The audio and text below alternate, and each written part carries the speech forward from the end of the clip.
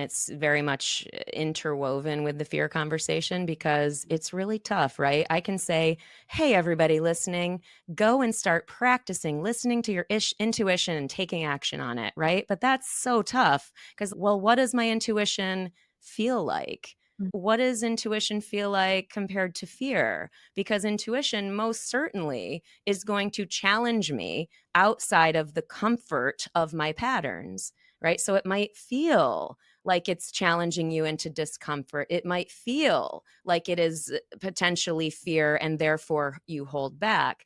I don't have an easy answer for anyone listening, but what I will say is trying to do this at all is part of it, as in, I'm going to take it on as one of my actionable, accountable goals. I am going to try to be in my life and in my body and in my world in such a way that looking for intuitive hits is something that I'm ready for. Okay. So that's one thing. And then when you think you got an intuitive hit or not, maybe it is, maybe it isn't, you start to engage those and you start to make choices. It could be as simple as taking a walk and deciding to go left versus right. It could be walking down the street and going, oh, I actually want to go in that store, and going in. And who knows, maybe you find a cool shirt, or maybe you talk to the lady at the desk and brighten her day.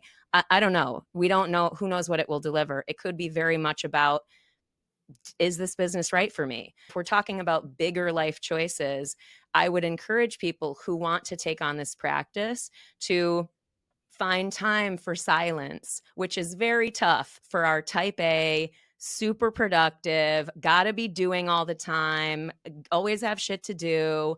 We have to practice the sort of gut check. You know, if you're like, okay, I think I want to do this thing, I want to do this,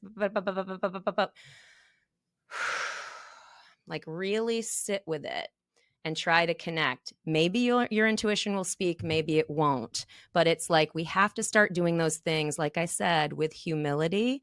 Otherwise, we'll never get practice. We will never get practice learning to discern what fear feels like versus what intuition feels like.